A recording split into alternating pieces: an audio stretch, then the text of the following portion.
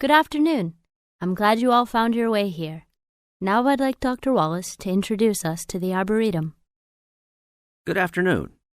Although at first glance the Arboretum may look like a park, it is a research and teaching facility that also provides a place for people to develop a positive relationship with nature.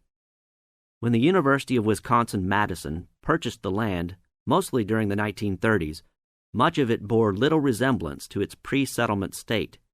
Instead, it had been turned into cultivated fields and pastures that had fallen into disuse. The university's Arboretum Committee decided early on to try to bring back the plants and animals that had lived on the land before its development.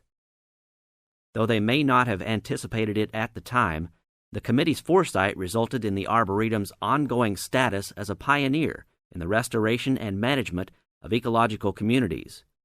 In focusing on the re-establishment of historic landscapes, particularly those that predated large-scale human settlement, they introduced a whole new concept in ecology, ecological restoration, the process of returning an ecosystem or piece of landscape to a previous, usually more natural condition.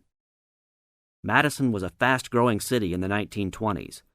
Fortunately, some leading citizens recognized the need to preserve open space for Madison's residents. Most of the Arboretum's current holdings came from purchases these civic leaders made during the Great Depression.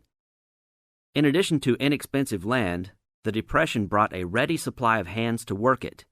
Between 1935 and 1941, crews from the Civilian Conservation Corps were stationed at the Arboretum and provided most of the labor needed to begin establishing ecological communities within the Arboretum.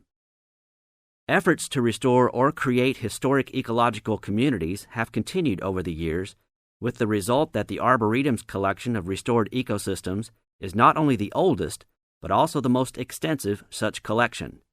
In addition to these native plant and animal communities, the Arboretum, like most arboreta, has traditional collections of labeled plants arranged in garden-like displays. These horticultural collections, featuring trees and shrubs of the world, are the state's largest woody plant collections.